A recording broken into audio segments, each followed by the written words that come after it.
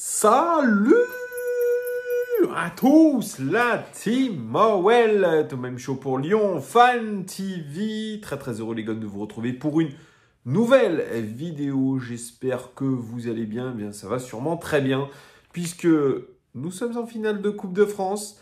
C'est bientôt le week-end, ou c'est le week-end pour certains. On est vendredi soir, début de week-end quand même. Et surtout, match de l'Olympique Lyonnais, dimanche soir, 20h45.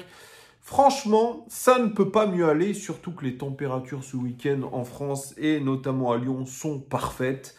Que demande le peuple, les amis? Vraiment, je vous demande, c'est extrêmement cool ce qui va nous arriver. Donc, on ne peut qu'avoir le sourire, la banane. N'hésitez pas, les amis, les pouces, les abonnements, très importants. Ceux qui ne sont pas abonnés, abonnez-vous. Et puis, comme je le répète à chaque vidéo, vous avez l'occasion de pouvoir venir au Meet-up, venir nous rencontrer en vrai, en chair et en os pour le match PSG-Lyon. Ça se déroulera dans un bar lyonnais. Ça sera le 21 avril. Vous avez l'occasion de vous inscrire dans le lien qui est en description. Vous mettez votre nom, votre prénom, une adresse mail. On est un peu plus de 30. Ça monte et c'est plutôt très cool. Merci en tout cas d'avance et merci de votre fidélité les amis.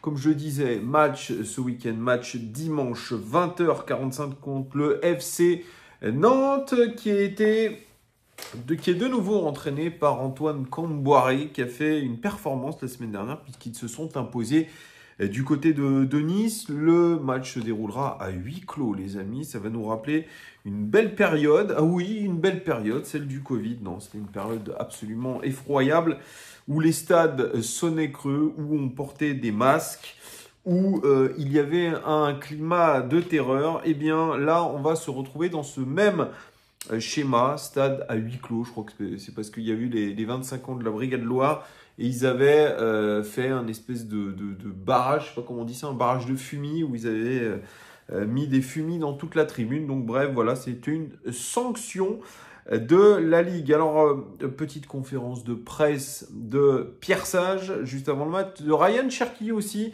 Mais Ryan Cherki, j'en parlerai dans une vidéo dédiée puisque je vais acheter le SoFoot où il y a son interview et je vous ferai une petite vidéo de ce que j'ai pensé de l'interview de Ryan Cherki et je vous parlerai aussi d'un petit peu de cette interview aussi qu'il a faite tout à l'heure en conférence de presse où il dit souvent, comme je l'ai dit dans l'interview, donc voilà, il fait une espèce de pub pour SoFoot et son interview. Donc ça reprend globalement, je dirais, ce qu'il a dit un petit peu dans son interview. Donc ça sera intéressant de faire une vidéo dédiée. Pour ce qui est de la conférence de presse de Pierre Sage, toujours de mieux en mieux, Pierre Sage, qui nous fait du Pierre Sage, mais avec beaucoup de détente, beaucoup de sourire, beaucoup de précision dans ce qu'il dit, notamment tactique. C'est un véritable plaisir, vraiment. 20 minutes d'interview, 20 minutes de passage face à la presse. C'est rarement arrivé à l'Olympique Lyonnais, donc je le répète encore une fois. Les questions ont commencé sur le fait qu'il devrait avoir son diplôme d'entraîneur professionnel dès le mois de juillet. Je vous en avais parlé dans la vidéo d'hier. Il va faire un VAE, une validation d'acquis par l'expérience. Et il nous a donné un petit peu plus de détails. Il va devoir faire un dossier de 500 pages, les amis. Ouais, rien que ça, c'est comme ceux qui, par le passé, quand ils ont été à la fac ou qu'ils ont été dans des grandes écoles, devaient faire une sorte de thèse ou une sorte de mémoire. Ça me rappelle de sacrées choses. Eh bien, on devait pondre des espèces d'énormes dossiers. Eh bien là, voilà, lui doit pondre 500 pages. Il est quand même déçu parce qu'il aurait aimé faire partie de la formation. Il va devoir se former tout seul. Il est autodidacte, il l'a dit. Mais bon, voilà, il n'a pas le choix et c'est très bien. Il dit qu'il n'a pas les prérequis nécessaires. Et il dit que au mois de juin, quand il sera en train de faire ses 500 pages, il va être en mode bachelier ou étudiant, comme tous ceux qui vont passer leur bac ou passer leurs examens. Donc voilà, ça le fait sourire. Il dit que en étant entraîneur de l'Olympique Lyonnais, c'est vrai qu'il y a déjà beaucoup d'occupations avec l'équipe, avec le club, mais comme il arrive à avoir de grosses amplitudes horaires, eh bien il va travailler peut-être de nuit. Donc même ça a l'air de le faire sourire. Il a l'air de prendre ça avec le goût du challenge. Et surtout, il dit ça va permettre au club de se positionner pour la fin de saison et d'économiser 25 000 € par match. Ça, c'est vrai aussi. Et il remercie les dirigeants qui l'ont beaucoup soutenu. On avait vu l'interview avec David Friot qui encourageait Pierre Sage à passer ce diplôme d'entraîneur. Il dit franchement son projet, c'est le projet de l'équipe et inversement. Donc il fait ça un petit peu en mode écosystème.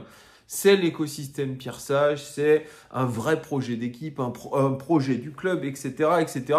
Finalement, il a envie de rester dans cette belle histoire qu'il a créée avec l'Olympique lyonnais. Mais rassurez-vous, il a mis sa priorité sur l'Olympique lyonnais, sur cette fin de saison. Alors, pour ce qui est du FC Nantes, alors lui, il dit que le match du FC Nantes, plutôt de dimanche, il dit que c'est débile de faire sans spectateurs, qu'il a très très mal vécu le fameux Covid et les stades vides, et qu'un match de football, c'est fait pour qu'il y ait deux équipes qui s'affrontent et qui s'affrontent devant un public qui est là pour ça. Moi, je suis vraiment d'accord avec lui, mais bon, voilà, on ne peut pas faire autrement. Il va falloir créer les conditions pour que les joueurs s'adaptent au huis clos. Alors, je ne savais pas ça. Il paraît qu'on n'a pas les mêmes routines quand il y a des spectateurs que quand il n'y en a pas. Bon, il n'a pas vraiment donné de détails, mais on verra ça dimanche. On lui a reparlé aussi du choix du gardien pour la finale de Coupe de France. Et alors là, on pouvait se dire, dans la continuité de ce qu'on avait vu en Coupe de France, ça sera Péry dans les cages. Eh bien, pas du tout. Pas du tout. Il dit qu'en gros, il a prévenu les joueurs. C'est un bloc sur la fin de saison de 8 matchs. Le 8e étant la finale de Coupe de France. Et tout le monde aura sa chance. Il va y avoir de la concurrence. Et ceux qui commenceront la finale, eh bien, c'est ceux qui auront montré le meilleur état d'esprit, la meilleure forme. Et ça vaut aussi pour les gardiens. Et dans la tête de Pierre Sage, pour l'instant, c'est Anthony Lopez qui sera le gardien en championnat. Et il dit, il faudra, en gros, je vous la fais courte, il faudra que Lopez soit vraiment en grosse méforme pour que Lucas Perry puisse lui prendre sa place. Donc, probablement qu'on met le tapis rouge aujourd'hui pour Anthony Lopez. Et tant mieux, moi, vraiment... alors, Anthony Lopez, je n'ai pas fait de vidéo, mais il se pourrait que ce soit ses derniers matchs à l'Olympique lyonnais, puisqu'il est poussé vers la sortie. Et dans la tête de Pierre Sage, eh bien, il est indéboulonnable, Anthony Lopez. Et pour l'instant, les performances en championnat sont très bonnes. Donc, pour l'instant, il devrait jouer la finale, sauf cataclysme. Donc voilà, mais il dit, Lucas Perry, il est en vraie concurrence avec Anthony Lopez. On verra tout ça dès le match de dimanche. On verra si Anthony Lopez livre encore une grosse performance. Il faut faire des gros matchs avant cette finale. Alors, pour ce qui est de Ryan Cherki, parce que c'est un joueur qui revient beaucoup dans les conversations, puis il était en conférence de presse, il a fait son interview en grande pompe dans le magazine SoFoot. Il dit que Cherki, il a sa singularité, un talent exceptionnel. C'est un joueur important.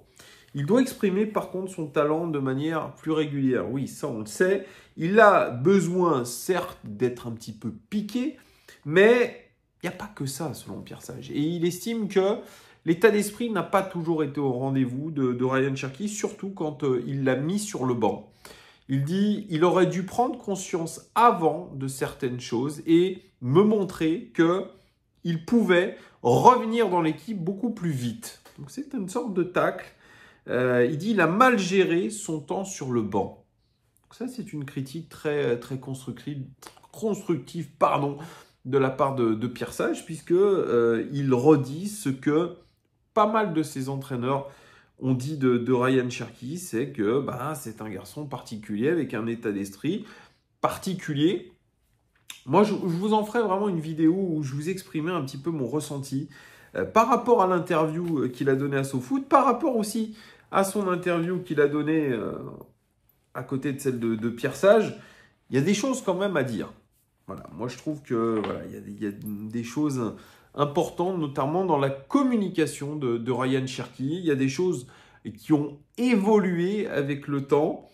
Et il y a une sorte de professionnalisation de tout ça. Mais je vous en reparlerai un petit peu. Alors, le match de Nantes, effectivement, pour Pierre Sage, c'est un match important pour remonter au classement. Objectif 7e place. Il dit on y va pour gagner. Et puis, évidemment, il y a toujours s'assurer vraiment qu'on a le maintien. Il faut gagner à Nantes. Et si on gagne à Nantes, il y aura ce maintien vraiment assuré mathématiquement. Pour ce qui est des forfaits, alors Malik Fofana et Ryan Cherki sont incertains. Alors maintenant, Ryan Cherki, on le préserve, il a une petite alerte au mollet. Donc il l'a dit lui-même, je peux me jouer en ce moment que des bouts de match. J'ai l'impression que ça contente un petit peu tout le monde.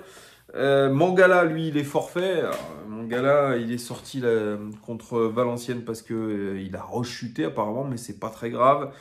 Il devrait être là au match prochain, mais la gestion de la blessure, et notamment en sélection, je pense qu'elle reste aussi en travers de la gorge de Pierre Sage. Mais bref, il ne sera pas là. On revient. Alors, je vous le fais dans le sens un petit peu de la conférence de presse. On revient sur Cherki. Alors, est-ce qu'il est dribbleur, passeur? Ça, c'est le mystère autour de Ryan Cherki. Ce que dit Pierre Sage, c'est qu'il est performant dans les deux domaines. C'est un joueur varié. Et ce qui est bien avec lui, il le dit, c'est qu'il n'est pas lisible. Pour ce qui est de la tactique, 4-3-3, 4-2-3-1, il dit qu'il s'est rendu compte que contre Valenciennes, notamment en fin de première mi-temps, on a retrouvé nos deux relayeurs qui étaient en véritable difficulté. Et son système de jeu, il est lié aux joueurs qui commencent le match. Mais il dit, je vous dis des choses, mais je peux très bien tout réinventer et faire carrément autrement dimanche. Donc, tout n'est pas figé. En tout cas, ce que j'aime, c'est très réfléchi chez Pierre Sage. Il arrive à créer des choses.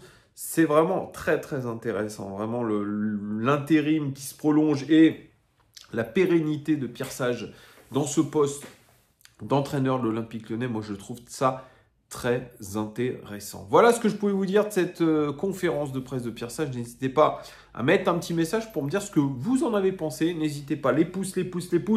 Pour le meet-up, c'est dans la description en bas, le lien est là, le Kikwa. Vous mettez votre nom pour ceux qui veulent venir nous rejoindre. On fait des gros bisous les amis et à très très vite. Ciao.